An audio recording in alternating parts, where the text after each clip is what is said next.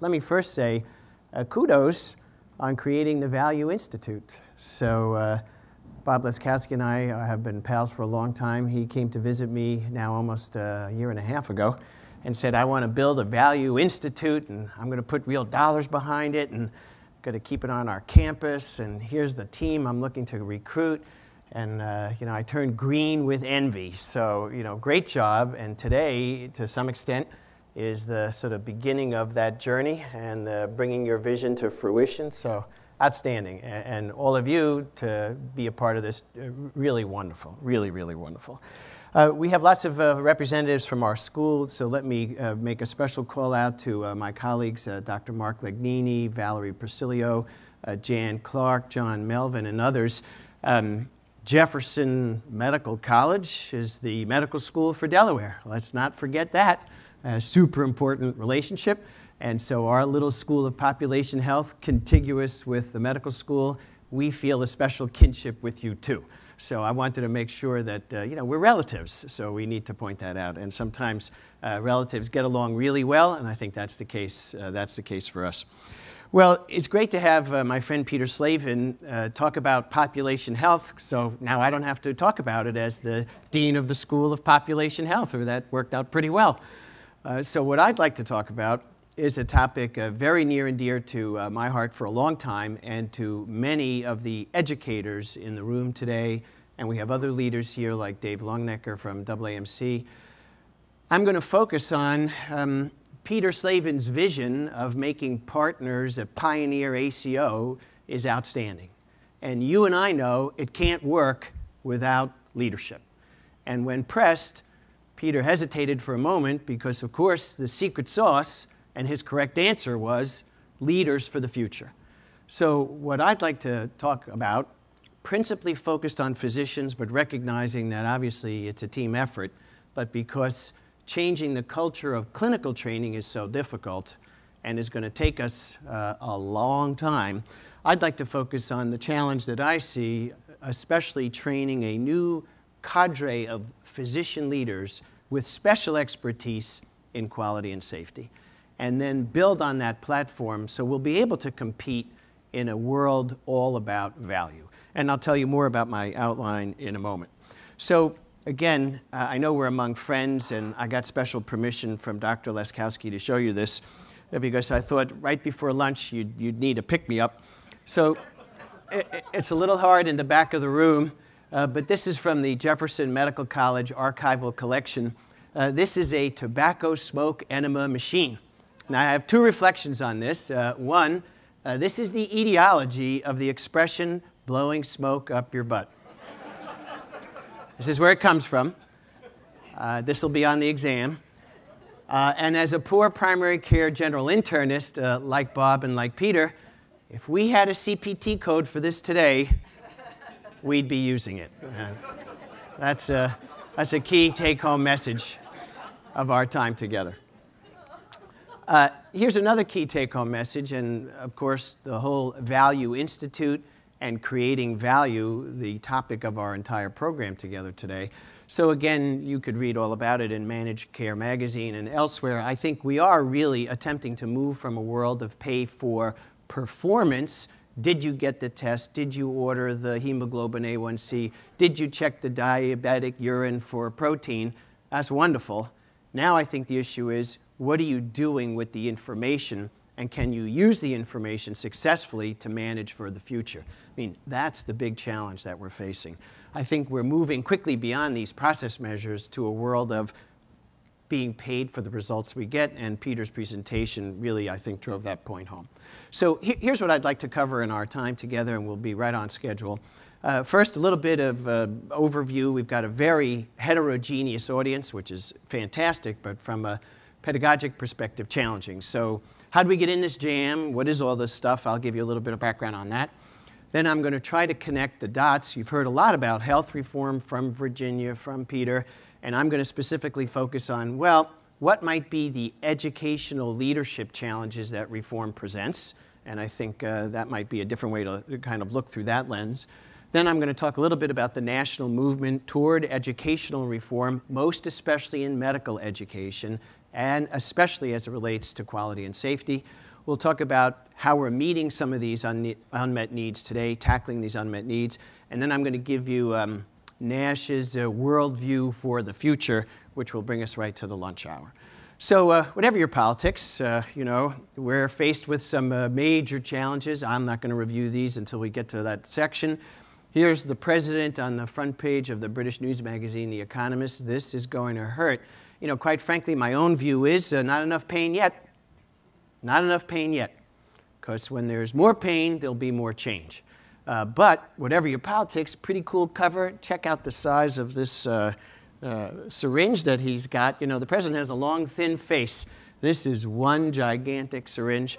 I can't tell whether he's an anesthesiologist or a surgeon. Doesn't much matter. It's going to hurt when when we finally get around to it. This is also a special time for me, and I have a lot of friends in the audience. So this is a immediate post-op X-ray of a poor fool who has had spinal fusion surgery. And you can see that there are 4 screws holding L5 and S1 together. There's some titanium lug nuts here. This is the AP view. This is the immediate post-op lateral view. And these are my films from exactly 10 years ago this week. So I'm the beneficiary of a wonderful technology, saved my marriage, because my physician wife was so empathetic after 2 years of deep sciatic pain. She said, honey, if you don't get this fixed, your key is not going to work in the front door. And that was 10 years ago, so we made it past that.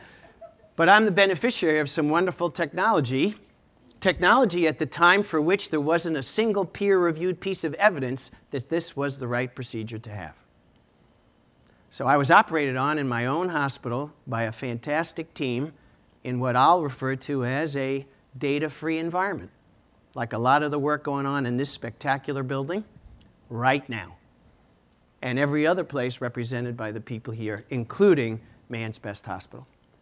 So we've got a lot of challenges. This is one of them, the rapid spread of new technology. It wasn't until 3 years after my surgery that Dr. Todd Albert from the Rothman Institute was the lead author in the lead article in the New England Journal on the outcomes of the Spinal Outcomes Research Team report.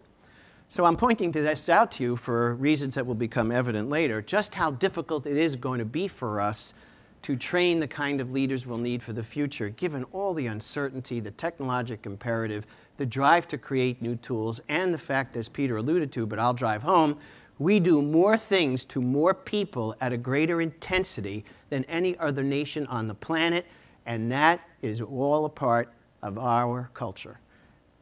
And we want to have our Lipitor on the way to McDonald's. We'd like somebody else to pay for the Lipitor. We'll buy the Big Mac. That is what our culture is all about.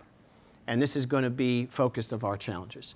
So it was very nice of Tim to read that nice introduction. It's true, more than a decade of work with the Pennsylvania Healthcare Cost Containment Council. Sometimes I wonder, what do we have to show for it?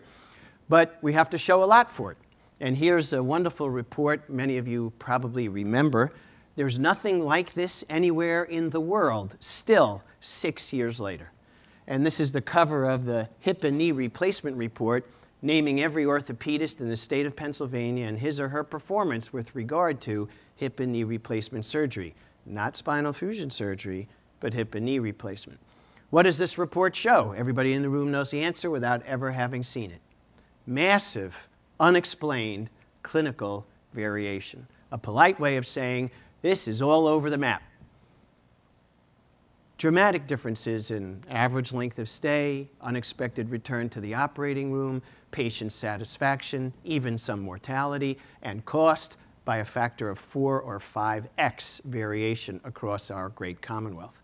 So again, it points out to me the kinds of educational challenges we're going to have. If you go back to spinal fusion surgery, this is page 5 from the Dartmouth Atlas from our colleagues at Dartmouth Medical School, showing inexplicable variation in spinal fusion surgery. For the Medicare population, spinal fusion surgery is the second fastest growing surgical procedure.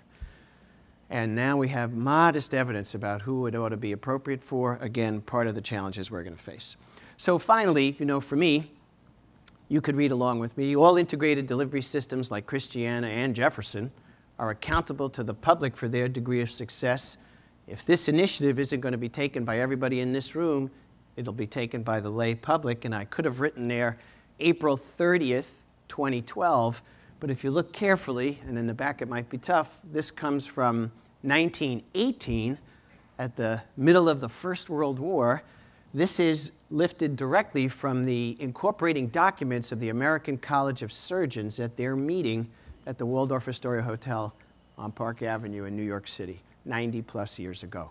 So to some extent also what we're talking about, value in the system today, this is not a new situation. I think what made it front page news for us now is it's 17% of the GDP of our country, $8,000 per person, including children. I'd like you to go home tonight and ask your family, are you getting $8,000 per person value out of the healthcare dollar that your family is spending? That kind of drills that 17% down to what I'll call the local level. Another part of the challenge that we face, sure, is medical guesswork. So basically, this also reinforces for us the challenge that 18% of what we do at the bedside, both in the hospital and in the office, is based on solid grade A evidence. 18%, randomized controlled trial evidence, plus or minus 2%. So 1 out of 5 decisions has solid good science behind it. The other 4 out of 5 is what you and I would call practicing the art of medicine. Now, nothing wrong with that art, except a couple of things that Virginia and Peter have already noted. Well, there's a lot of variation. It's incredibly expensive. And, by the way, it's probably deadly, because medical error remains the 4th leading cause of death in our country, even in the 21st century. So this is the background for some of the changes we'll be talking about in a minute. Most folks here are already familiar with this sad state of affairs. This is from the Commonwealth Fund report 2 summers ago, Mirror, Mirror on the Wall, a wonderful, wonderful reference that basically outlines for all the money we do spend, 17% of the GDP, $8,000 per person, including children, what do we get? And however you slice and dice it, we could quibble for sure. But it's pretty clear that taking all comers, the United States ranks on average somewhere around 25 or 27 in the world for the best value for the healthcare dollars spent. In oncologic care, we've started to move up, and some people believe we've broken the top 10. I'm not exactly sure, but still another part of the challenge that we face. Virginia alluded to it, Peter alluded to it. Here's the data. This is Elizabeth McGlynn's work, and this is a sorry state of affairs, this part 1 of our time together, overview and context.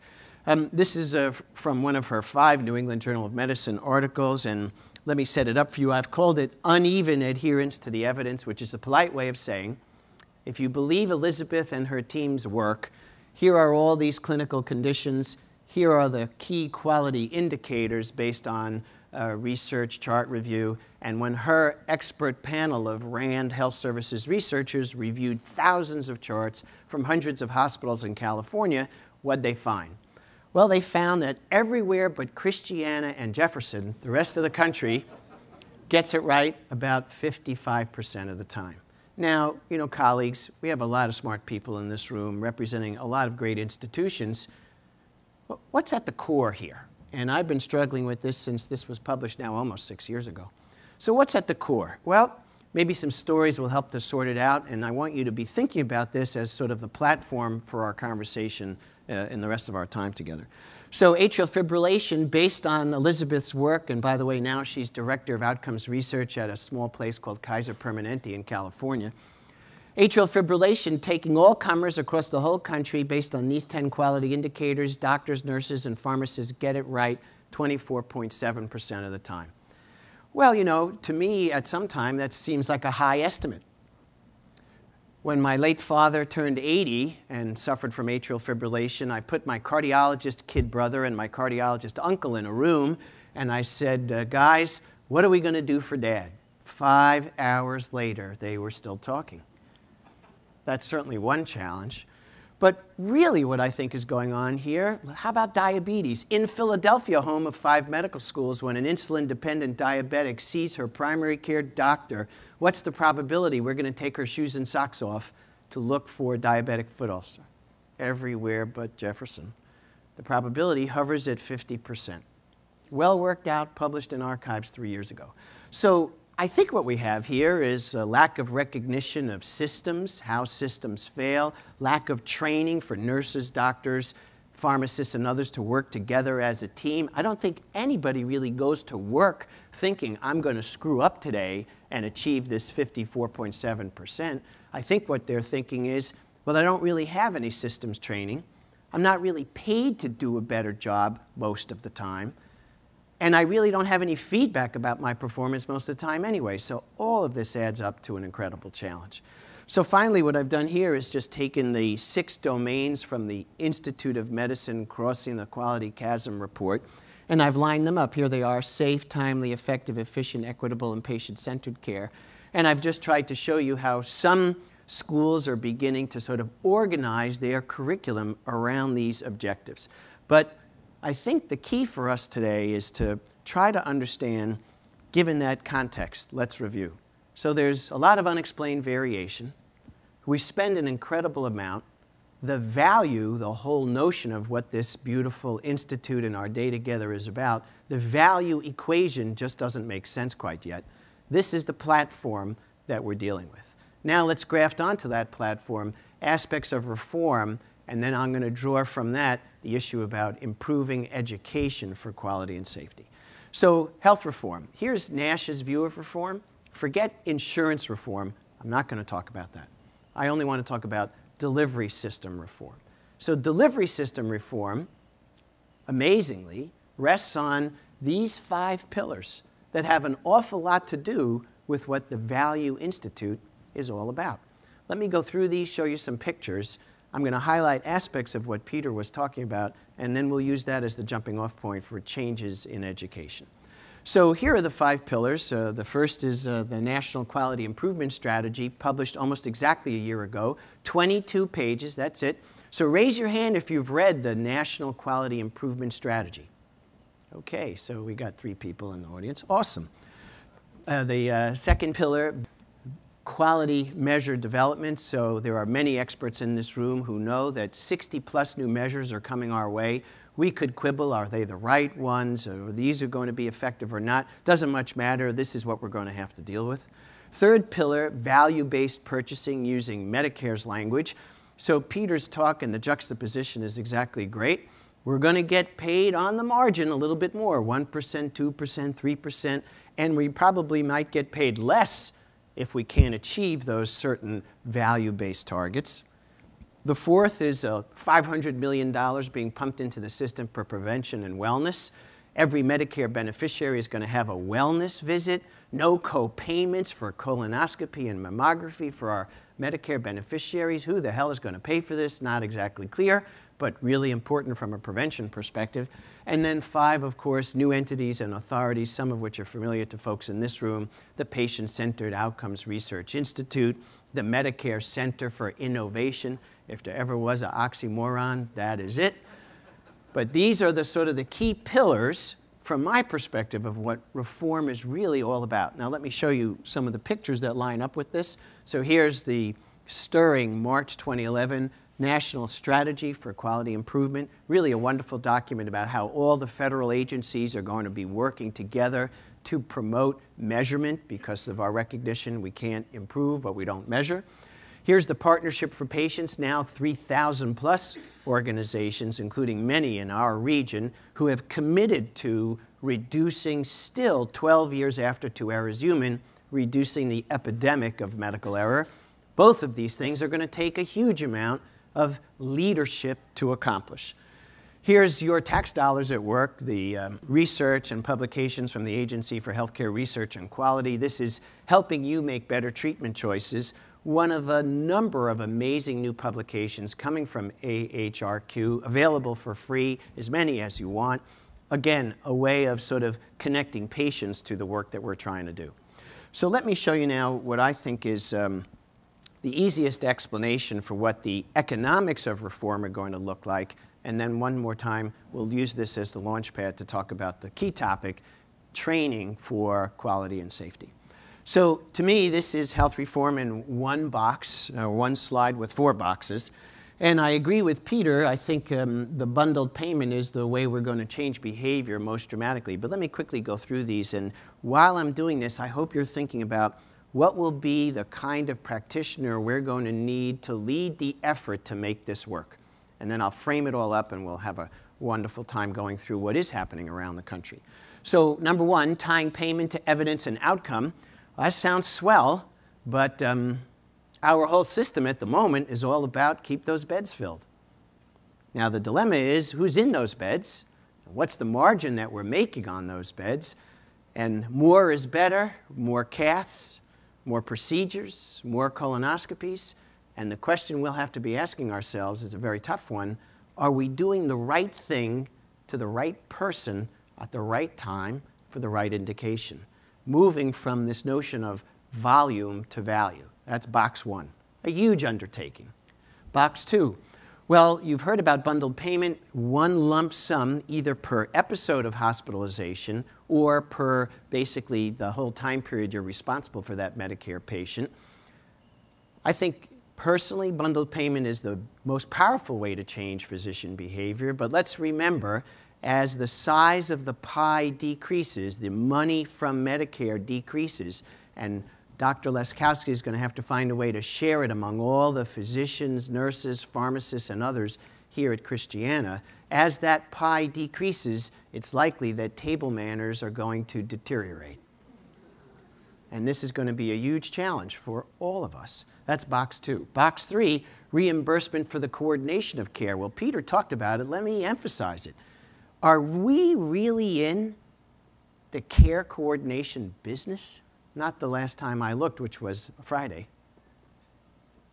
Are we really ready to employ an army of case managers and disease managers and organize a nurse call system and send doctors of nursing practice out into the community with laptops and link them back to the mothership?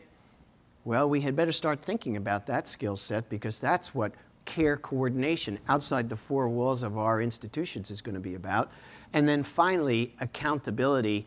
Well, of course, Peter's part of one of the Pioneer ACOs. I'm not sure whether you call it Pioneer ACO or Banana, that it very much matters. Let me show you in a moment what I think some of the leadership challenges are going to be. So those are the 4 boxes. Here's the way I would frame the whole thing up. This is what we've got to do. We've got to, in one box, eliminate unnecessary and redundant testing. Well, that gets to Virginia's wonderful presentation. Speaking personally, not sure that that's going to work at all. Appealing to doctors to, let's test more conservatively without a powerful economic incentive, unless we change everything about how we're trained, is going to be very difficult. Because there are house officers at this very moment, doing stuff that you and I know probably ought not to be done. And if they don't do it, they might suffer consequences, both here and 40 miles up the road. So limiting unnecessary and redundant tests. One person's redundant test is another person's income. So that's going to be a huge challenge. Raising chronic disease management, patient engagement. Peter touched on some of this, so I'm only going to go quickly through that. Reducing fragmented approaches to care and creating integrated networks. You get the idea. This is a tall order by anybody's stretch of imagination of how we're going to tackle all of this. Okay, so now let's turn to the principal topic at hand, and I want to cover this, the future of medical education in particular, with a special emphasis on quality and safety. Where did the challenges, how can we articulate them in some organized fashion, and then the unmet needs, how we're actually doing in facing this challenge today. And Christiana is among the leaders in staring down this incredibly tough cultural problem. Well, if you go back only 3 or 4 years ago, here's the cover of one of our important journals, Academic Medicine, read by pretty much everybody in the medical school community. This is a wonderful entire issue devoted to, it's a little hard to see, quality and safety in medicine. We were very privileged at our School of Population Health to have edited this. when we solicited the articles now 4 years ago for an entire issue of academic medicine devoted to how might we teach quality and safety to medical students and house officers, frankly, we were worried we'd get no submissions. But very fortunately, more than 150 teams from across the country sent us their best work, and it actually turned out to be pretty easy to begin the journey of putting together stories of leadership from around the country, including right here from Christiana and the work of the ACT program featured in your quality report card. And it's great that Leanne Reisenberg is here as well. So this is the beginning, 4 years ago, really, when we started this journey of how are we going to teach what we all agree is necessary for the kind of leaders for the future. Certainly, lots of smart people were involved in this movement, and I'm not going to read all of this except to highlight people like Don Berwick, Carolyn Clancy, Lucian Leap, and an army of others, right around the same time, 4 or 5 years ago seemed to be the tipping point, where they started writing in all kinds of journals and in the popular press that we need a new type of practitioner for the future. And they outlined what they called 5 transforming concepts: transparency, integrated care platform, consumer engagement, joy and meaning in work, and there it is, medical education reform. Medical education reform. That led to Lucian Leap lending his incredible moral authority to a 2-year journey sponsored by the National Patient Safety Foundation, bringing together all kinds of people, many of whom are in this audience today, to meet in Boston over a 2-year period to create a document called Unmet Needs. This was then mailed to every medical school dean and associate dean for curriculum. I'm pretty sure about 100 of them ended up in the trash. But the Lucian Leap Institute basically said, you know, this is a crisis. And in order to make reform work, in order for us to achieve value in the system, we're going to have to create a different kind of doctor for the future. They outlined 3 overarching strategies: setting the right organizational context. That's tough to do. Strategies for teaching patient safety and integrating these into the curriculum. I'll give you some examples of that in a moment. And then leveraging change through accreditation and monitoring all the way up until 4 weeks ago, Tom Naska and Tim Brigham's piece in the New England Journal, and I'll show you that too. So 4 or 5 years ago, the Lucian Leap Institute, 4 or 5 years ago, the cover of Academic Medicine. But wonderful to have these publications, wonderful to have the leaders talk about it. I think to a large extent, it still caught organized academic medicine like a deer in the headlights. So here's the situation today. Given these amazingly important reports like Unmet Needs, given that we all agree we need a different kind of practitioner for the future, what exactly are we trying to accomplish right now, and what sorts of things can we look forward to in the future? So let me give you a couple of insights that we spend a lot of time in our school thinking about. So I'm very privileged to have 24-year-old fraternal twin daughters. One's in medical school, one's in public health school. I'll show you a picture of them too in a little bit. But they're millennials, people born after 1980. It is, I know, for some of us, hard to believe that, first of all, anybody born after 1980, that's a problem, but that they're in medical school right now, nursing school, pharmacy school, you name it. So this fantastic report from the Pew Charitable Trust about what are these folks like? Well, I could only draw on my N of 3 if I add my son to it, but I want you to reflect for a moment on what millennials are going to bring to this challenge that we face. So I'm sure your children, like mine, they've grown up with the world's information at their fingertips, 24/7, since they're 11 or 12 years old. Leah and Rachel texted each other at the dinner table right through graduation from high school, driving my wife and me crazy. When Leah moved to Washington, D.C. 2.5 years ago, she needed an ophthalmologist, a complex eye situation. She phoned my wife and me to complain bitterly, I can't find a single eye doctor online. None of them have a Facebook page. Now, colleagues, you know, from a millennial's perspective, and the Pew Charitable Trust talks about the fact that they sleep with their iPhones, which I know to be true. If you don't have a Facebook page, you're a ghost and don't exist.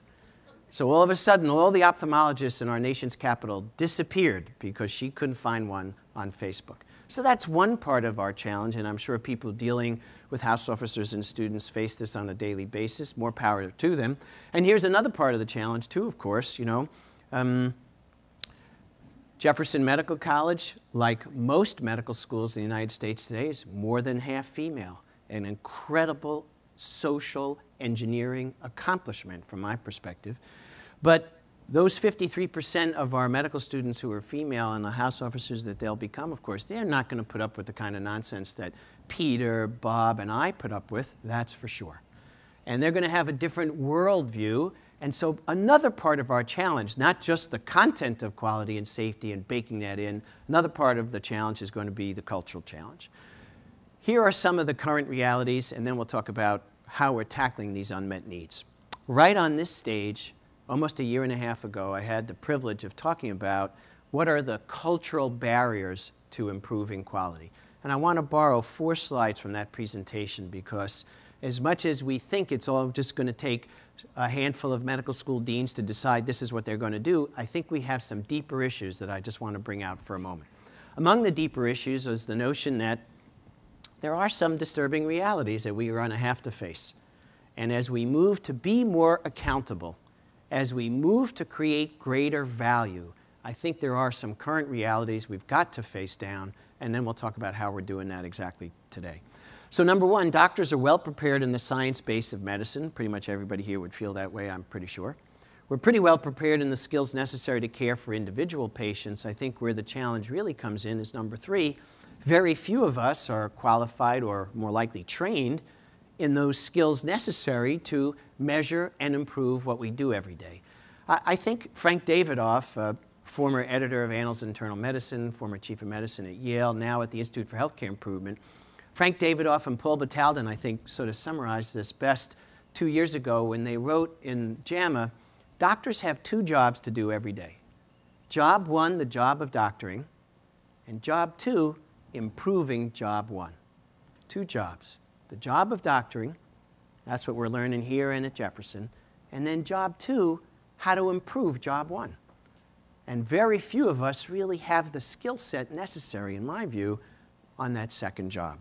What else do we know? Well, we know that some of the skills necessary are going to be working effectively in teams, and that's why Christiana has a wonderful simulation center just like us. Understanding work as a process, we're getting this stuff into the curriculum slowly and slowly. Skills in collecting, analyzing, and displaying the data on the outcomes of care. So Peter, for your practitioners, it took you and your radiologists to create the software necessary to give them good information about just how many tests and procedures in the radiology suite they were ordering before you could change behavior. You closed the feedback loop, you gave them good data in a non-punitive way, and then you stood back and you watched the 20% decrease in unnecessary utilization. And that's a great experiment that gets exactly to the issue we're talking about in number 3. Number 4, work collaboratively with managers and patients. And 5, of course, ability and willingness to learn from mistakes. Finally, and I'll just concentrate down here, one of the things we're going to have to also recognize is importing other skills from other industries, sometimes now called crew resource management. But just look at what it takes in the literature of cooperation, and there really is a pretty big literature on cooperation. What would be the key tools? Well, among the tools to train on how to be a better team and how to cooperate more explicitly with one another would be developing a shared purpose, creating an open and safe environment, encouraging diverse viewpoints, learning how to negotiate agreement and insist on equity and applying the rules. Wow. I mean, we could spend an hour on, do we really do this now? You know, last time I checked, we still call it the order sheet, not the suggestion sheet. Making sure we have equity in applying these rules. How do we treat the lowest member on the totem pole? You get the idea. So the challenges here in the very basis of our culture are powerful. Here's another part of our challenge. See one, do one, teach one. So you know right at this moment, at Mass General, Jefferson, and upstairs, somebody is saying to a trainee, watch this. Because this is how we do it here. See one, do one, teach one. And what we have to hope and cross our fingers and our toes is what? That they're showing them the right way. You know, this is, I know it sounds incredibly corny, but it's incredibly important. Because the real challenge is, are we doing it right the first time? Now, I'm sure that there is the Christiana way. I know there's the Jefferson way. And I know there's the right way, the Mass General way. What we have to study is, which is the way that gives us the best outcome most efficiently with the fewest complications. And that is not an easy challenge for sure. So there's a whole science behind this. We don't have time today to talk about it, but I refer you to the work of Bob Helmreich and Ashley Merritt in their wonderful book, Culture at Work in Aviation and Medicine. If this is too heavy duty for you, John Nance's book sort of puts this into nighttime reading, Why Hospitals Should Fly. We have flown through a lot of material. Let's now try to set up, so we've covered what are the challenges that we face, unexplained variation, $8,000 per person, 17% of the GDP, where we rank in the rest of the world, the powerful cultural forces that are aligned against us, the need for reform. Now let's see if we could sort of drill a little deeper and get into the details about how exactly are we meeting these unmet needs today and where are we going in the future. So here's a list. I'm going to highlight some of this and then I'll show you some pictures too. So in no particular order, but great that Dave Longnecker is here. So we're making some progress. For the Association of American Association of Medical Colleges to say this is important, to put powerful leaders behind it like Dave Davis and Dave Longnecker, create a national movement called Integrating Quality. In just a few weeks, we'll all be back in Chicago for the June meeting to learn from all the medical schools that now are sort of lots of points of light in trying to advance this agenda, and I'll show you some pictures about that. Just 6 or 7 weeks ago, a team led by Jennifer Myers from Penn Medical School gathered in Tempe, Arizona to create what they called the Quality and Safety Educators Academy. This would have been unthinkable even 3 or 4 years ago. And they had a core group of nearly 100 medical school-based, largely junior faculty who are now making it their career trajectory to be the self-appointed, largely, new leaders in how to teach this stuff to medical students at both the UME and GME level. I'll show you a picture of that. Come this summer, David Mayer is going to gather once again in beautiful Telluride, Colorado, with medical students, 50 of them, on a full scholarship to go to Telluride and spend a week deeply immersed, paid for by the U.S. Department of Education, to learn about the core concepts of quality and safety. So students like my Rachel Nash, even just finishing their second year, will be able to take advantage of an incredible opportunity like the Telluride training program.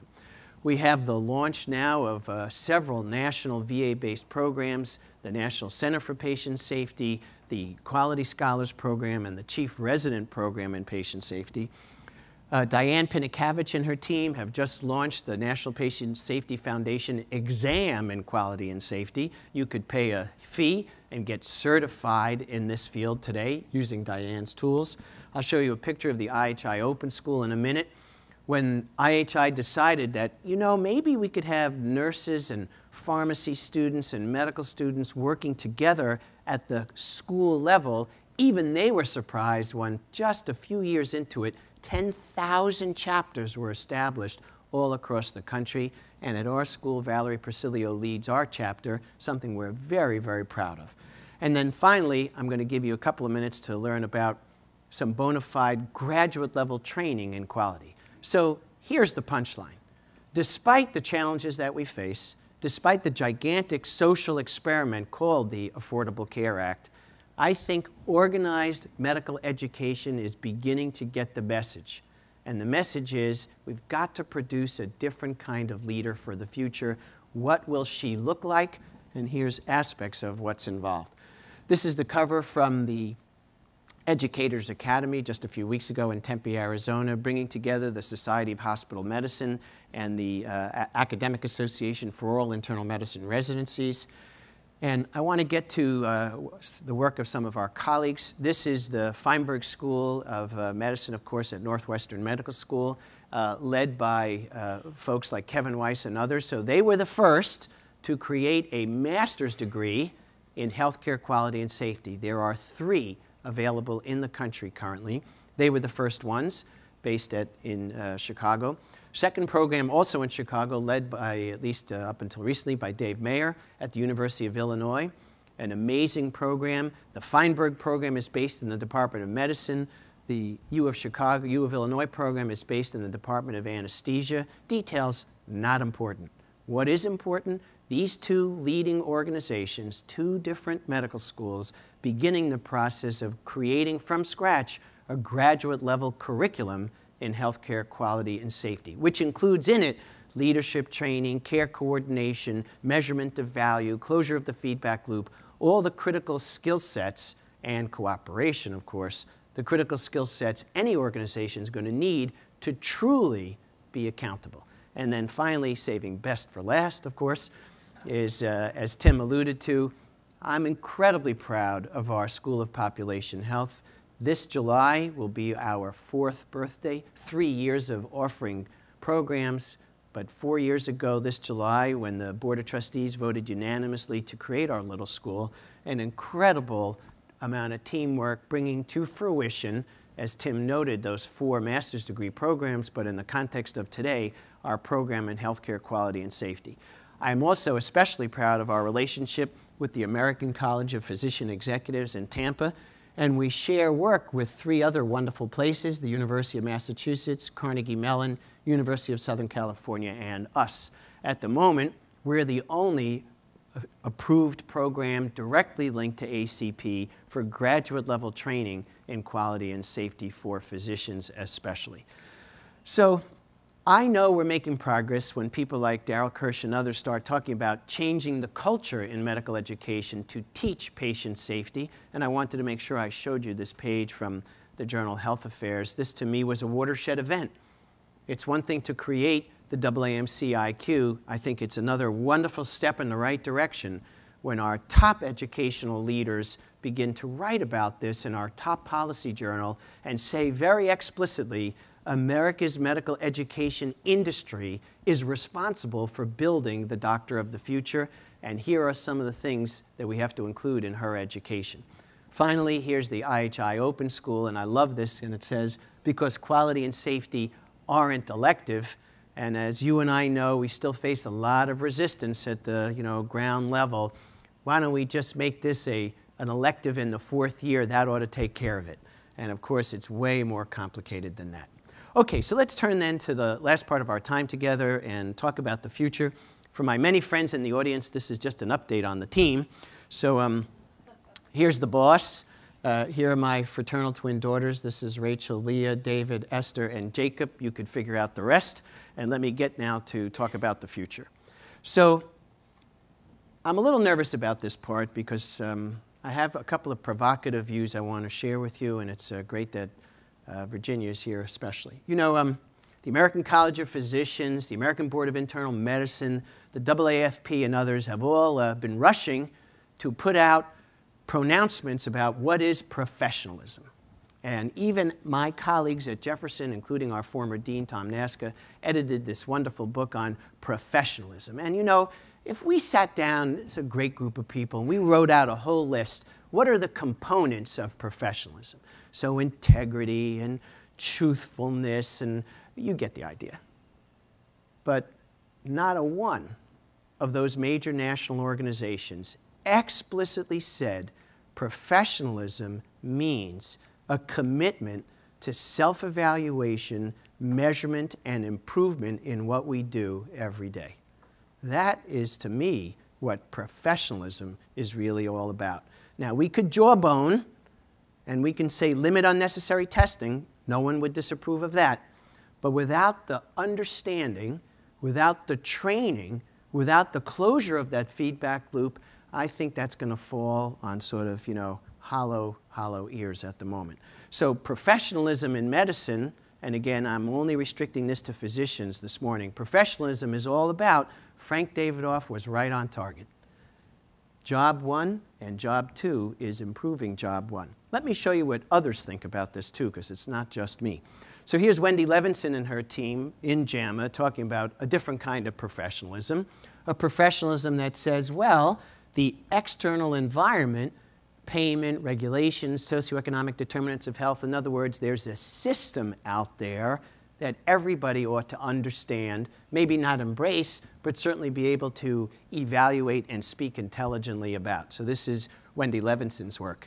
Here's the work from our colleagues at Penn Medical School, David Ash, not to be confused with David Nash, but David Ash, a wonderful leader of the Leonard Davis Institute of Health Economics on the Penn campus, a former colleague of mine.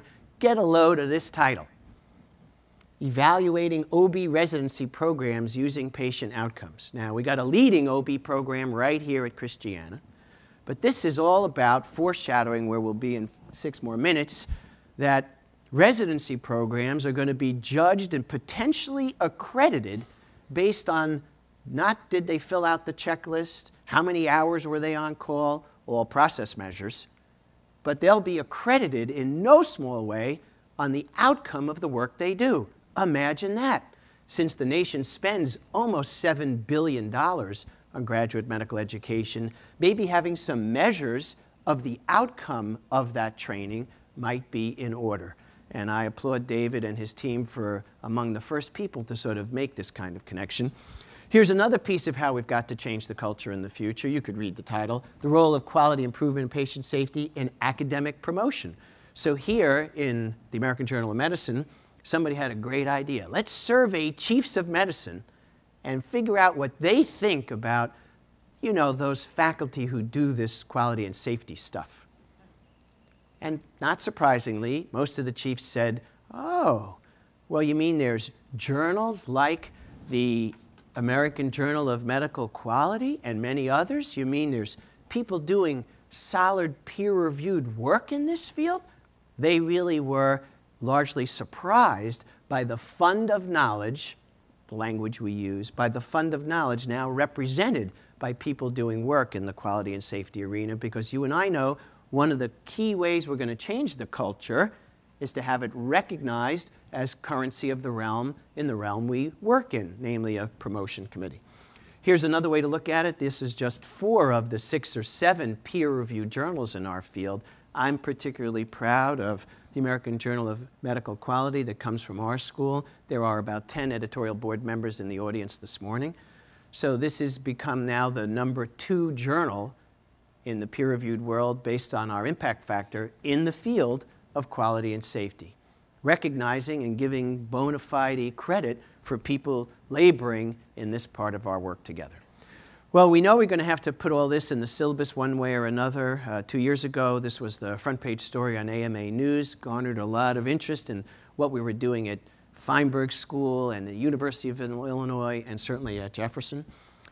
Just this past January, we had the 9th Interclerkship Day. Some people in the audience were with us at this.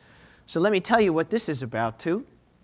So once a year, we take the 3rd-year medical school class at Jefferson, and we take them off-site for 1 day on their role in improving quality and safety. 1 day, and this is the only full day they ever get on quality and safety. So we have a lot of work to do, but Jefferson is way ahead of most schools because of devoting 1 day to it. Let me just tell you one quick story, since this was our 9th iteration, and our team has led every one of these since the beginning. So it's a real privilege for me now, especially since I got tossed out of the medical school, to have all 285 third-year students in a room almost twice the size of this one. It's their first day back from Christmas vacation. They're all excited to be together. The first thing they want to talk about is quality and safety. So we get them in a room not too dissimilar to this. I shoo out all the medical school faculty, including the dean, and I say, okay, guys and gals, welcome back. Wonderful to have you here. They're 6 months into their clinical training. That's halfway through year 3.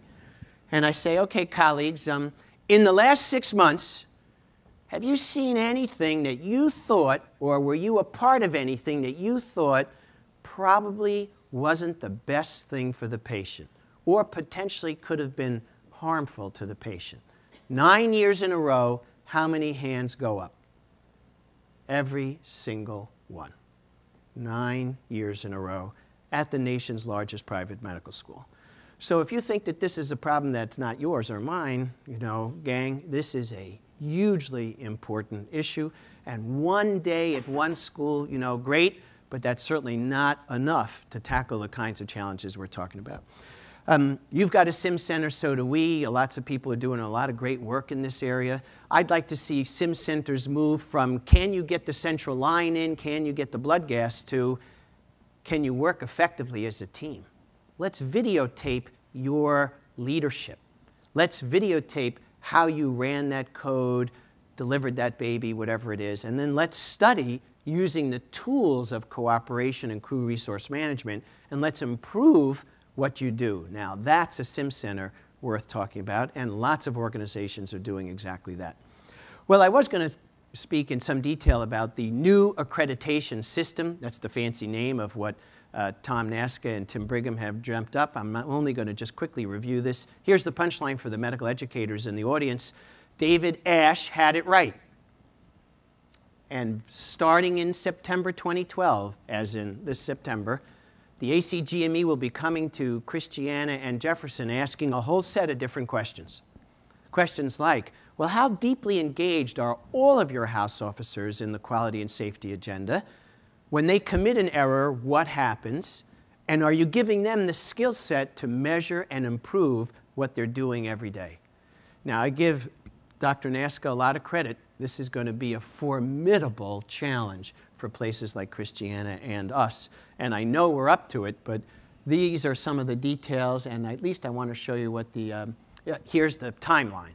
So starting in September 2012, the first institutional visits, and then 2013 and 2014. Details for today, not the main message. Main message, the folks who accredit training programs recognizing the supercharged political issues surrounding $7 billion for GME are coming up with a new way to accredit all residency programs, and a core component of that new process is all about what we've been talking about for the last hour. So from my selfish perspective, sounds like a great idea. I'm glad I'm not in charge of trying to make this work at the local level. Okay, let me leave you with a couple of closing thoughts. Before I do that, I want to once again say thank you for creating the Value Institute. Thank you for having a great day like this. It's a privilege to be up here with people like Virginia, like Peter. A wonderful, wonderful day, and I know you're going to have fun after lunch too. Let me leave you with a couple of closing thoughts. Number one, high-quality care costs less. It has to. Do it right the first time on the right patient, right drug, right dose, right procedure. What do you get? Happier patient, shorter length of stay. They go home and they tell 10 more people, gosh, I had a great experience at Christiana. You should go there too. Market goes up. So I think high-quality care costs less. There's no question in my mind that that's right. And we've learned this from every other industry around the world since the Second World War. My favorite president, LBJ, said this. I will not repeat it since we're being videotaped, but you get the idea. You know, Peter Slavin, he's a radical. David Longnecker, he's a radical. Bob Laskowski, he's a radical. John Melvin, Mike Rosenthal, they're all radicals. Why? We are inside the tent. We are inside the tent. It's up to us to make these changes. Nobody's going to do this unless we decide that this is what we're about for the future. And then finally, my hero, John Cotter at Harvard Business School, the institutionalization of leadership training is one of the key attributes of good leadership. Translation, it's our responsibility to train the leaders of tomorrow. That's our number one responsibility. The only way we're really going to get value for the dollars we spend is by changing the leadership model. Thanks again, everybody.